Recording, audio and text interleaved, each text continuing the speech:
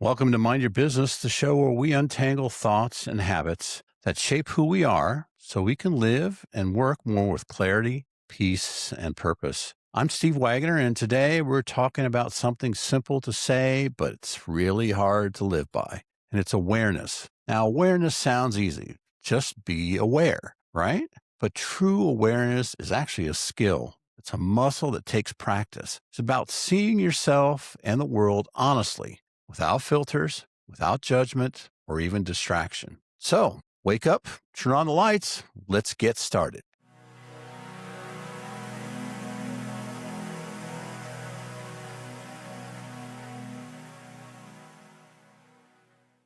At its core, awareness is the ability to notice without rushing to fix, justify, or control what you see. It's the space between stimulus and response. As Viktor Frankl put it, that space is where choice lives, and with choice is freedom.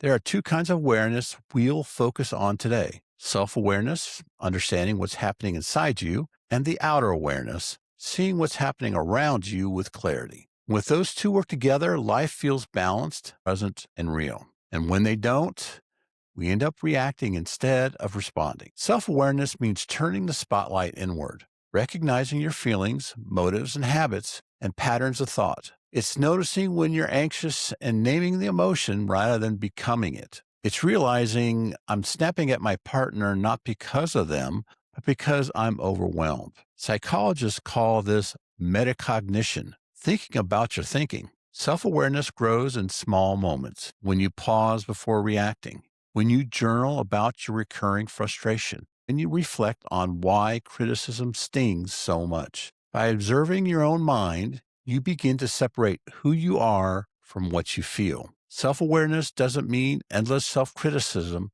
it's honesty paired with compassion. You can't grow from what you refuse to see, but you also can't heal what you constantly feel shame for. If self awareness is looking inward, outer awareness is lifting your eyes up again. It's being attuned to your environment, people, spaces, energies, and systems beyond your personal story. Outer awareness turns empathy from a nice idea to a lived experience. You begin to listen instead of waiting to talk.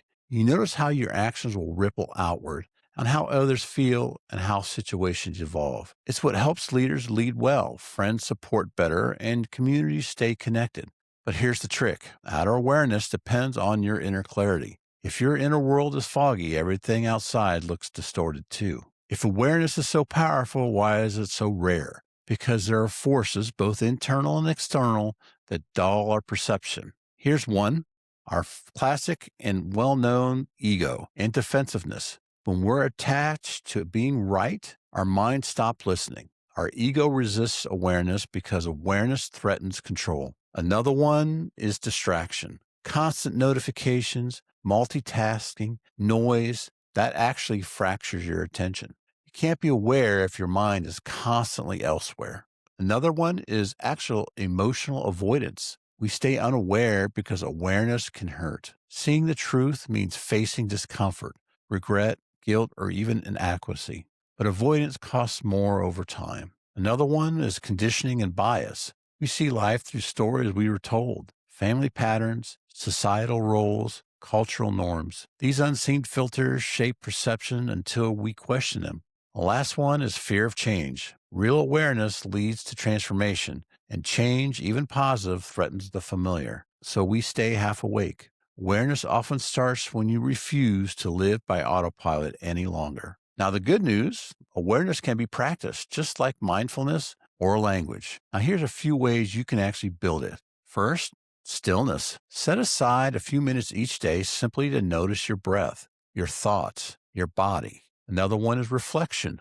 Journal not what about has happened, but what you felt and believed during it. Another one is feedback. Ask trusted people you know how you come across and listen without defending. Another one is presence. When you're talking to someone, focus entirely on them for 60 seconds. No agenda, no phone, just presence. And this one is my favorite: curiosity. Replace judgment with the phrase, "That's interesting," and curiosity opens. Judgment closes. Every new layer of awareness expands your capacity for peace and wisdom. Awareness is the foundation of growth.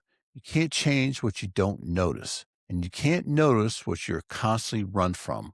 When you begin to observe your mind and your world with openness, your life stops feeling as if it's happening to you and starts feeling as it's happening through you. This week, try practicing one moment of awareness each day, whether it's noticing your breath, your reaction, or someone else's emotion. See what changes. Now, you've been listening to Mind Your Business.